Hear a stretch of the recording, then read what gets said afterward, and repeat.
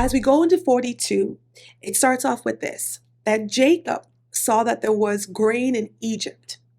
And Jacob says to his sons, "Why do you look at one another?" And he said, "Indeed, I have heard that there is grain in Egypt. Go down to that place and buy us there, that we may live and not die." So the famine is so bad. This is the first year, and the famine is so bad. And so they've run out of food, and Jacob sends the sons to go to Egypt to buy grain, to buy corn, because they needed it to live and for their livestock as well. Now, I wonder how the brothers felt when they heard their father mention Egypt, knowing that they had sold their brother to the Midianites who were going to Egypt. Can you imagine? Like about maybe 20 years have passed by now. So they have held on to the secret, and they have lived with all of the internal turmoil that they've experienced. Now they actually have to go to Egypt to get grain. So they go there, but Benjamin stays home. After what Jacob thinks has happened to Joseph, he is not chancing it with Benjamin. So he keeps the lastborn home, and they go down. Verse 6 and 7 of chapter 42 says this: "Now Joseph was governor over the land, and it was he who sold to all the people of the land. And Joseph's brothers came and bowed down before him with their faces to the earth." They don't know that this is Joseph, right? The brothers are bowing to them. See how we see the dream coming to pass already? They don't even know it's Joseph. Verse 7 says this: "Joseph saw his brothers and recognized them, but he acted as a stranger to them and spoke roughly to them. Then he said to them, 'Where do you come from?' And they said, 'From the land of Canaan to buy food.'" So we're seeing the dream that Joseph had enacted already, right? And although he recognizes his brother, he doesn't reveal himself to them at once. No, he doesn't. He even speaks to them through an interpreter. They're speaking Hebrew, he's speaking Egyptian, right? And so he's using an interpreter, and he decides to put his brothers through a series of tests because he is happy to see them, but he doesn't know what they're like and what their character is, because the last time he met them, he knows what happened. And we're seeing the hand of God in all of this. He asks them where they come from, and they say the land of Canaan. They've come to buy food, and they tell Joseph that one of their brothers is dead and the youngest is back home with their father. So Joseph interrogates them, and he tells them that he thinks that they are spies. And so they're saying, "We're not spies." And it's like, "Listen, you can't prove that you're not spies. I don't know that." And so he places them in prison. And this is not Joseph being, "Ha, you got me, I'm getting back at you." That is not what's going on here. That's not the heart of God, of Joseph. And we know that he fears God. And if you read on in the text, you will see that. On the third day, the brothers, by now, they're humbled, and Joseph wants them to prove their innocence. And how he sets that up is that they have to bring their youngest brother, Benjamin, to meet him. So it's showing that they are actually who they say they are. Now they know that their father is not going to let Benjamin leave home, right? But that's the only thing that Joseph wants them to do. So Joseph is talking to them, and then at one point, when he sees how his brothers are interacting with him, he actually turns away and weeps. He makes sure they don't see him, but he goes away and he weeps. He's just so overcome with emotion and how they're talking about their father and Benjamin, who is the youngest son. So we're starting to see that the brothers may not be the same brothers that Joseph knew when they sold him to the Midianites. So they decide to go back to tell the father what happened and to get Benjamin, but Joseph said they had to leave a brother behind. So Simeon is left, and he stays in the prison until they go and bring back Benjamin. So what happens is that as they're getting ready to leave, Joseph tells his steward to give them the grain that they need, but also put the money that they have brought back in their sacks, all right, to hide it in their sacks. So when the sons of Jacob arrive home, they are surprised and also terrified that the money that they gave to Joseph has been put back in their sacks, all right? And they also tell Jacob of everything that happens, but Jacob refuses to send Benjamin. He's not partying with Benjamin because he doesn't know what is going to happen. And Reuben says that, listen, send him and you can use my sons as an exchange for Benjamin's life. And Israel is saying, no, because he wouldn't be able to bear the grief if anything happens to Benjamin. To him, Rachel is lost. She has died. Joseph is lost. And now Benjamin is the only one left for him. Time goes on. They stay in Canaan, and time goes on, and the famine is very severe. And now we're looking at about year 2. And it tells us that the family ate up everything that they had received, and Jacob sends them back for more. But Judah rises up as a leader once again and says, listen, he said that we're not going to see his face. We won't see the governor's face if we do not have our brother. And if you don't send him with us, we are not going down, because we cannot go before him without Benjamin. Now, Jacob is hesitant, but Judah, rising as a leader, offers his own life as a guarantee for the safety of Benjamin. So we're starting to see a change in Judah, from not honoring his daughter-in-law, from saying that Joseph should be sold as a slave, but we're starting to see a character change in Judah. And finally, Jacob/Israel consents, and he tells them they can take Benjamin, but also take some gifts, right? And double the money that is needed. Carry that for the governor. They go to Egypt with Benjamin, and they stand before Joseph. And Benjamin is there. He actually is there. When Joseph sees them, he gives the orders that they are to be taken to his home, his private home, and he will dine with them at noon. The brothers are afraid because they don't know what's going to happen. Remember, they think they may get in trouble for the money that was returned to them. They do not know what will befall them. So they try to explain to Joseph's steward, the one who hid the money in their pouches in the first place, what happened and with the money, and how they've come with more. And as they wait for Joseph to come home, Simeon comes. So Simeon is released because Benjamin is there. Joseph is true to his word. And they are treated with true kindness. They're given water, they can wash their feet. When Joseph comes home, they present him with the gifts, the commodities, and they bow before him. They show him great respect, great honor. And when he encounters Benjamin, he is so overcome with emotion that he runs off to weep in his bedroom. He can't hold it down. Remember, Benjamin is the only other full brother he has of his mother. He is the last born, and he didn't get to spend much time with Benjamin. And so Benjamin moves his heart, and he runs off to weep. When he composes himself, he comes back and they sit down to eat. An interesting thing in the Bible, just an aside, it shows that Joseph eats by himself, the brothers eat by themselves, and then everybody else, all the Egyptians, eat by themselves. Egyptians and Hebrews would not eat together. And even though Joseph outranked all of those Egyptians who were in his house, he still had to eat by himself. And the brothers who were Hebrews also had to eat by themselves.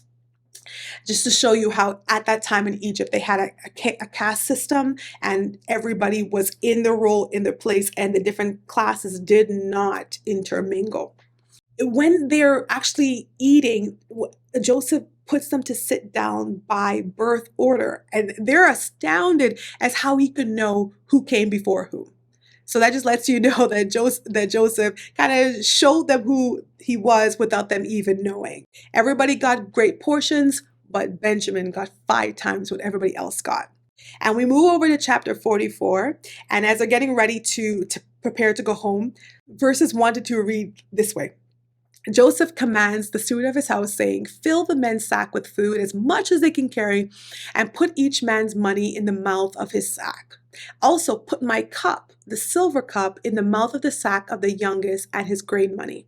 So he did according to the word of Joseph. What Joseph had spoken, that's what he did.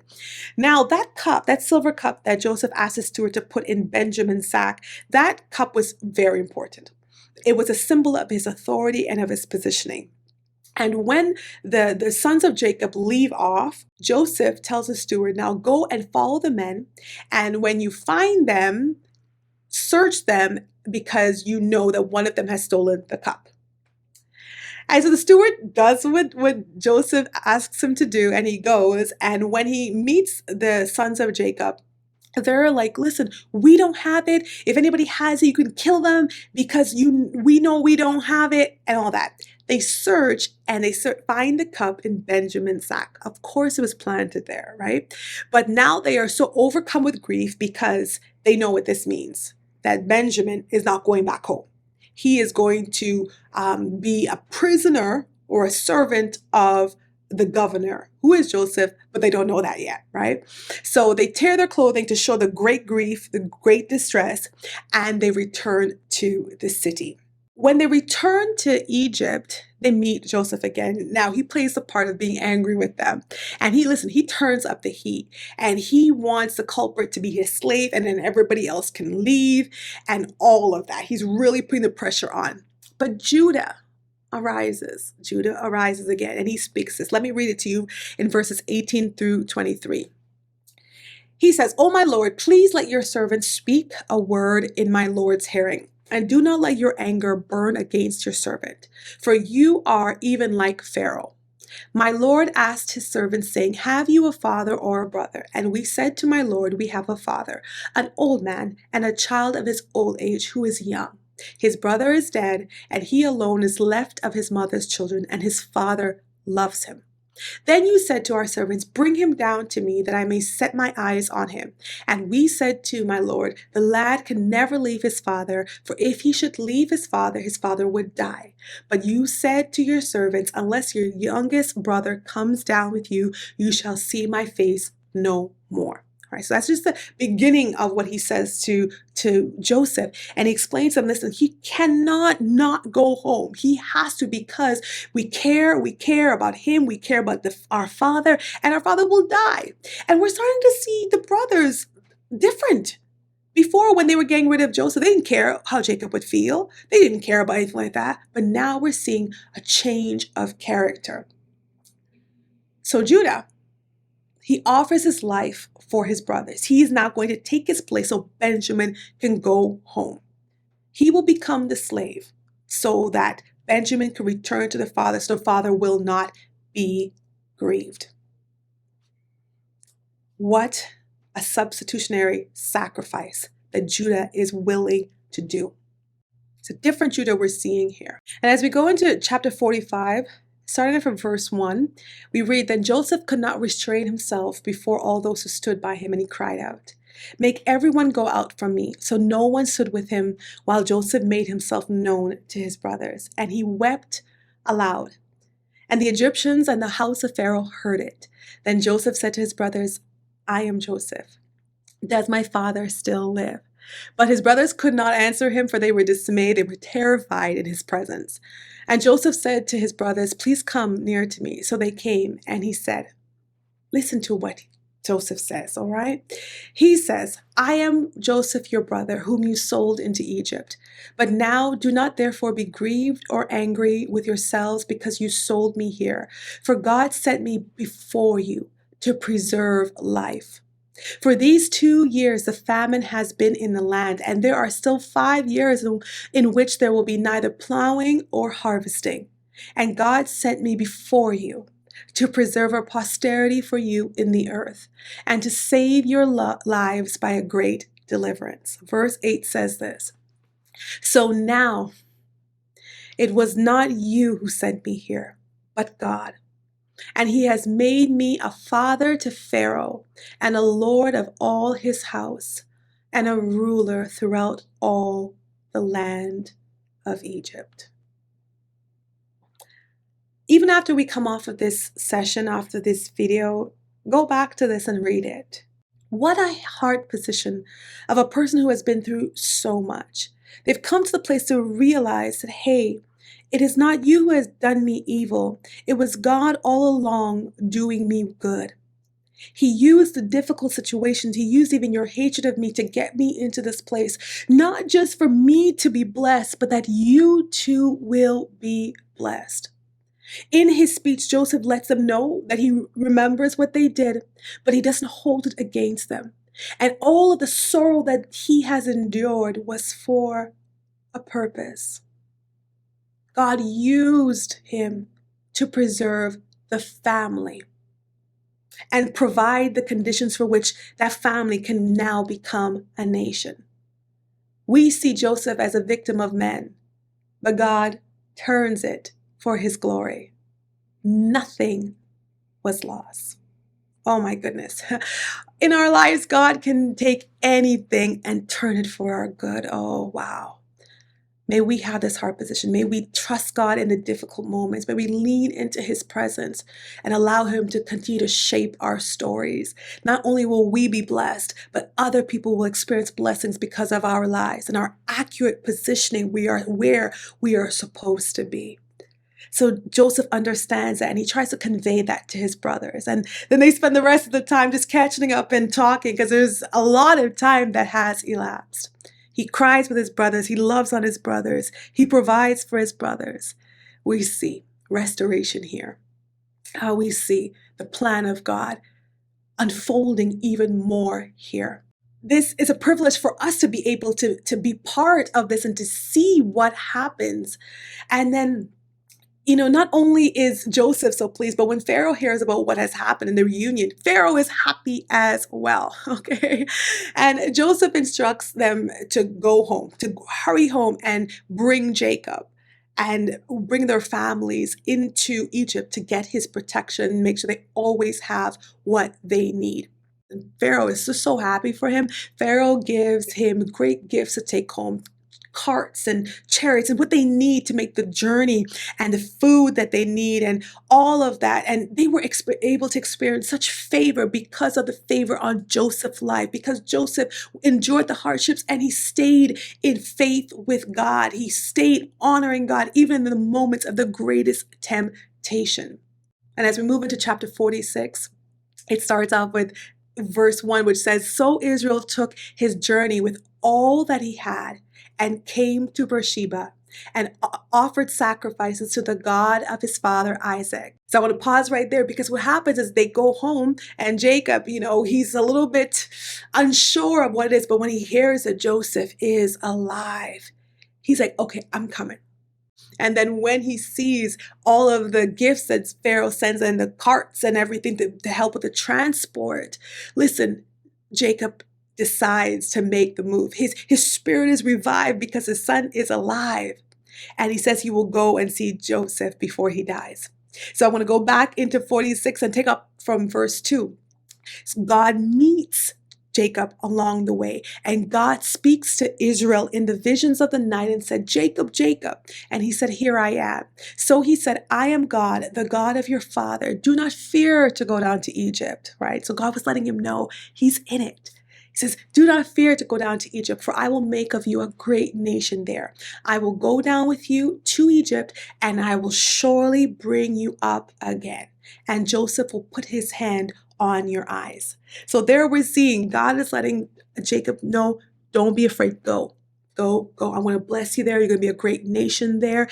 And you all will come back to the land of promise. I will bring you up again. And Joseph, the one who he thought was dead, will put his hand on your eyes. I mean, Joseph is alive and he's going to have a big part to play in all of this. So Jacob and the family, everybody heads to Egypt. And we see in the chapter some historical records, and I call it like a roll of attendance who went with him. Jacob leaves nothing and no one behind. And the males of his family, not including children and wives, were 70. How do we get to 70? Well, 66 men, right?